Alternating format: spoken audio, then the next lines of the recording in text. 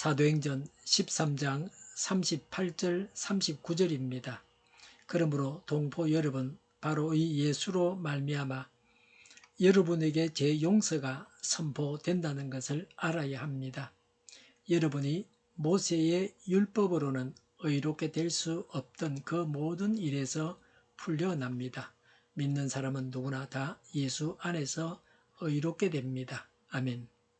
갈라디아 지방 비시디아 안디옥에서 바울이 했던 설교입니다. 오늘은 그 설교의 마지막 부분입니다. 바울의 설교 중에서 제일 중요한 부분입니다.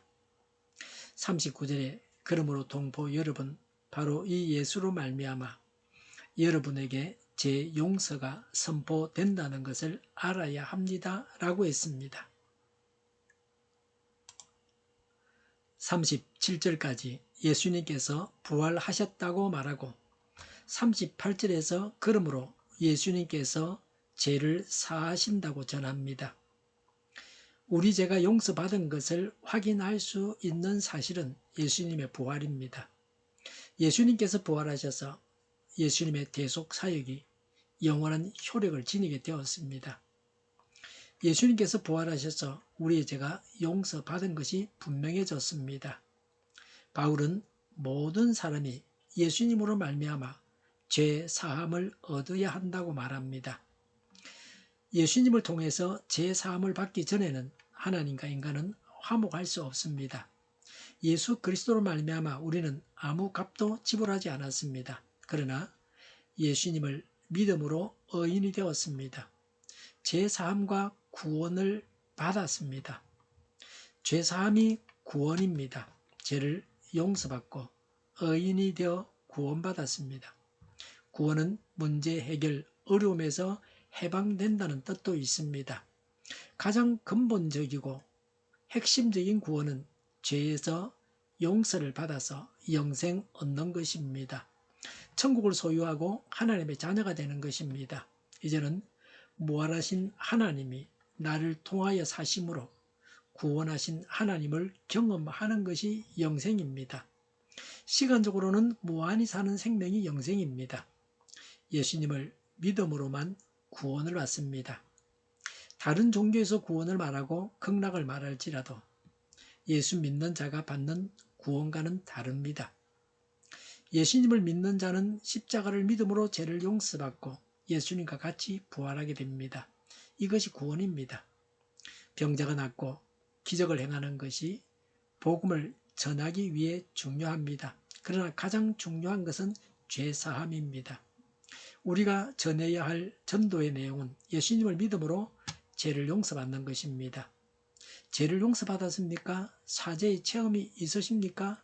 사죄의 복음을 전하시기 바랍니다. 복음의 비밀이요, 전도의 내용은 십자가에서 예수님이 죄 문제를 해결하시고 예수님을 믿는 자는 죄를 용서받습니다. 예수님과 같이 부활하고 영생을 얻는 것입니다. 오늘날 문명이 발달한 현대인에게도 복음은 다르지 않습니다.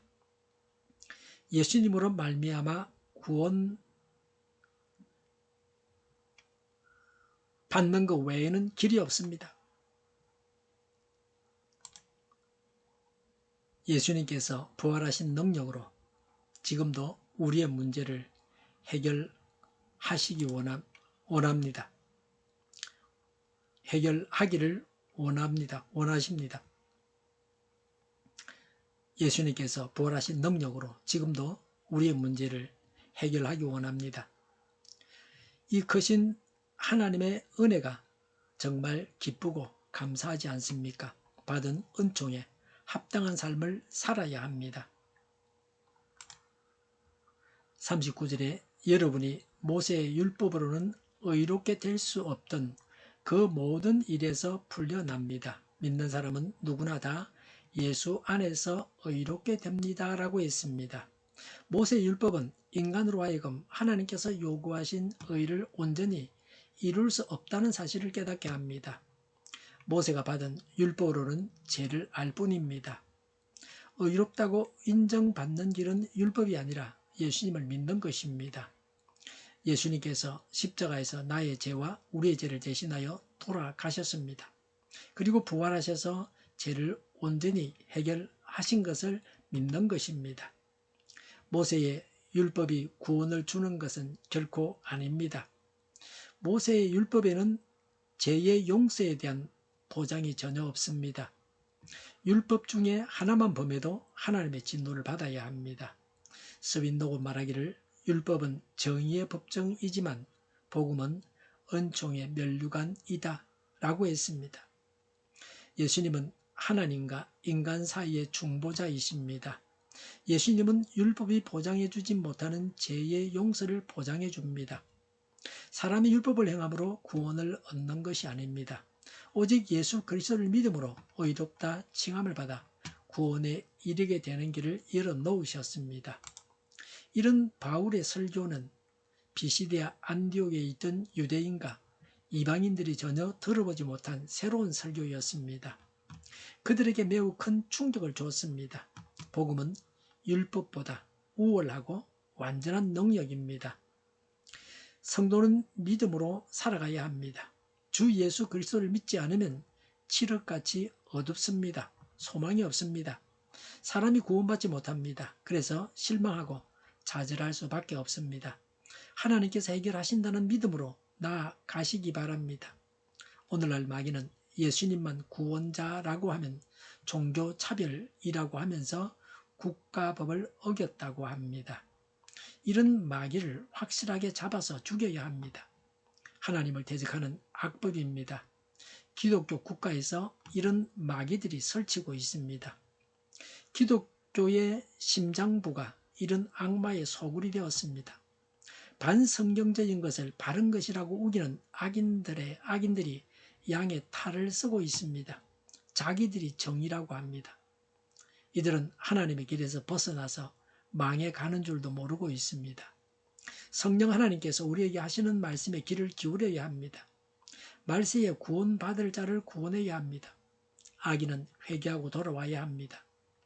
성경에 죄라고 하는 것을 인권이라고 하면서 사람들을 속이는 자들은 선한 자들이 아닙니다. 간이 부어서 하나님 두려운 줄 모르고 교회 안에서 마귀 노릇하는 자들입니다. 우리가 이들을 대적해야 합니다. 성경과 진리는 2000년 전이나 지금이나 동일합니다. 이단자들은 항상 성경을 자기 마음대로 해석합니다. 그래서 하나님의 말씀을 왜곡합니다. 잘못된 것을 가르칩니다. 인간적인 생각에 매여서 아주 유연성이 있는 것처럼 악을 받아들이면 안 됩니다. 진리는 타협해서는 안 됩니다. 다른 구원자가 없습니다. 있다고 하면 적그리스도입니다. 성경에 위배되는 어떤 법도 불법입니다. 인간 사회 조직에서 만든 어떤 법도 국가법도 성경에 위배되면 불법입니다. 성경을 자기 마음대로 해석하는 자는 마귀의 종입니다. 하나님의 진노가 마귀의 종들에게 있습니다. 우리가 받은 구원은 무엇입니까? 예수님께서 부활하셔서 우리 죄를 용서받고 의인되었습니다. 그래서 영생을 얻었습니다. 구원받았습니다. 우리는 예수 그리스도의 부활하신 능력으로 살아갑니다. 예수님은 구원자이십니다. 예수님만 구원자이십니다. 기도하겠습니다. 예수님께서 부활하셔서 우리가 죄를 용서받고 영생을 얻었습니다. 구원을 받았습니다. 이런 예수님의 능력으로 살아가게 하옵소서. 모든 사람들이 예수님을 믿어서 구원받게 하옵소서. 우리를 악에서 구해 주시옵소서. 하나님의 뜻이 이 땅에서 이루어지게 하여 주시옵소서. 우리의 간구에 응답하여 주시옵소서. 기도하기를 쉬지 않게 하옵소서. 우리의 필요를 채워 주시옵소서. 오늘도 차고 넘치는 복된 삶을 살게 하여 주시옵소서. 감사와 찬양을 주님께 돌려드리며 예수님의 이름으로 기도하옵나이다. 아멘.